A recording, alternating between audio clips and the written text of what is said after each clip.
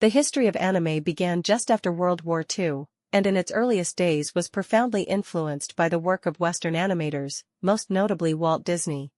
The best-known anime series were created during and after the 1960s, coinciding with television becoming a more commonplace fixture of households.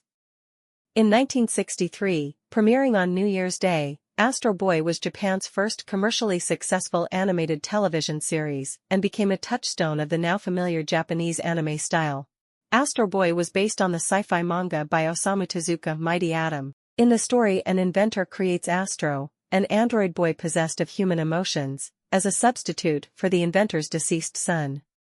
This echoes Disney's Pinocchio, where a non-human protagonist is meant to imitate a real boy. However, in Astro Boy, the inventor would later abandon his creation to a robot circus, leaving Astro to fight against other robots, finally to be rescued by a professor. The series was the first anime to be exported to Western audiences, and was well received. The creators would extend it to a multimedia franchise. It's hard to overemphasize the importance of Astro Boy and its creator for their role in the development of anime and manga history. It is owing to Tezuka's work that Japanese animation was able to develop its distinctive visual style and a range. Tezuka is regarded as the godfather of manga, having originated the aesthetics that make Japanese animation what it is today. He founded Tezuka Production in 1968, which created many iconic series including Black Jack and Kimba the White Lion. Gugugu no Kitaro first aired in 1968, its earliest episodes in black and white. The characters that inhabit Shigeru Mizuki's universe are yokai, supernatural spirits of Japanese folklore. These stories were previously considered too scary or gruesome for children. Gugugu no Kitaro changed this with misshapen monsters that were at the same time cute and spooky.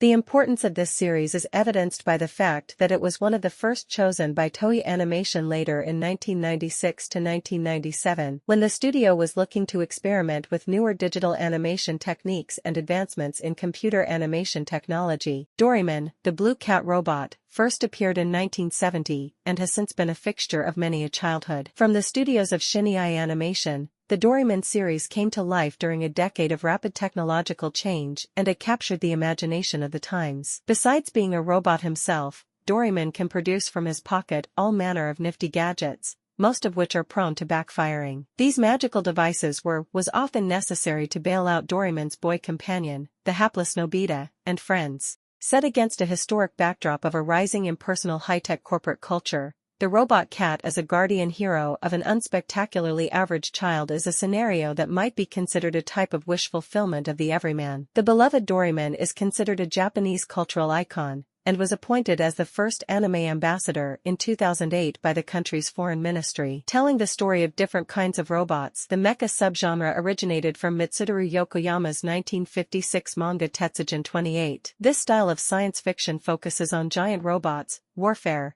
and futuristic fighting machines, often with apocalyptic themes. With 1970s came Gundam, a genre-defining series with a highly realistic presentation of robot design and weaponry derived from actual science. Not only has the term Gundam become synonymous with mecha the world over, the series has been used to inspire research and development in creating exosuits for military purpose. The 1980s is understood as anime's golden age. The surge in creativity along with Japan's economic boom prompted a Cambrian explosion of anime genres, with many iconic franchises that would emerge from this decade. One cannot discuss Japan's unmatched contribution in this art without mentioning Studio Ghibli, the animation production house which created the masterpieces My Neighbor Totoro and Kiki's Delivery Service. Founded in 1985 by Hayao Miyazaki, Isao Takahata, and Toshio Suzuki, Studio Ghibli was so named after because, like the Saharan wind, the founder sought to breathe new life into the industry. Amongst the many subgenres that would emerge would be sports anime. Captain Tsubasa, by Yoichi Takahashi, first aired in 1981,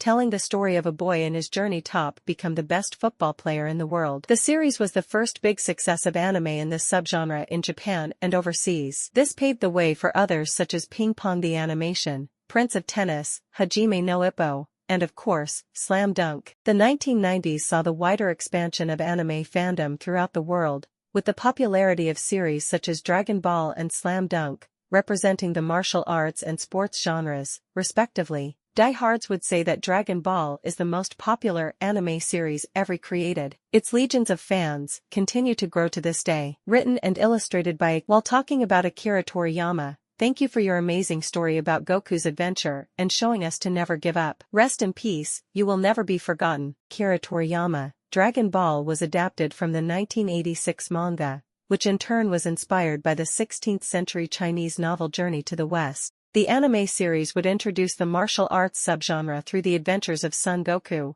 who is training in martial arts in order to find 7 orbs. The Dragon Ball universe is expansive, populated by a diverse cast with long character arcs, including formidable villains, and tells of adventures filled with training sequences and light-hearted plot lines. In 1995, Neon Genesis Evangelion would go on to redefine the mecha genre by delving deeper into the philosophical question about what it means to be human and reflecting the anxieties of the time. Developed by Studio Gainax, Neon Genesis Evangelion, at a time when the anime industry appeared to go into a slump, the innovative series redefined the mecha genre by delving deeper into philosophical questions about what it means to be human and reflecting the anxieties of the time. The impact of Evangelion was significant on not only animation, but also Japanese art and popular culture. The success of the iconic series led to a rebirth of the anime industry. Sailor Moon emerged on the scene in this decade and would endure as a staple of the Magical Girl series. Created by Toei Animation, the series offered powerful models of feminism and empowerment of young women. The series features heroines who were Sailor Senshi, Sailor warriors. They appeared to be average teenage girls but were capable of transforming into powerful guardians against villains from space. This transformation concept proved to have widespread appeal, and it redefined a whole genre of manga that featured groups of strong female protagonists. On its 25th anniversary this year, Pokémon is still going strong. The franchise warrants its own section for a number of reasons. This series, which focuses on the capture and evolution of pocket monsters, has itself evolved from cute concept into a global behemoth. Nintendo released the original games, Pokémon Red and Pokémon Green, in 1996. The concept where players can advance by collecting, training, and battling their Pokémon quickly caught on, and a year later it became the basis for other media such as anime and trading cards. So popular was this franchise that it seemed the entire world was gripped by so-called Pokémania. It has gone on to become the most valuable media franchise, with a revenue of $100 billion and with a fan base that remarkably has not waned throughout its 25-year history. If you liked this video, subscribe. Your support motivates me to make more anime and manga content. See you in the next video.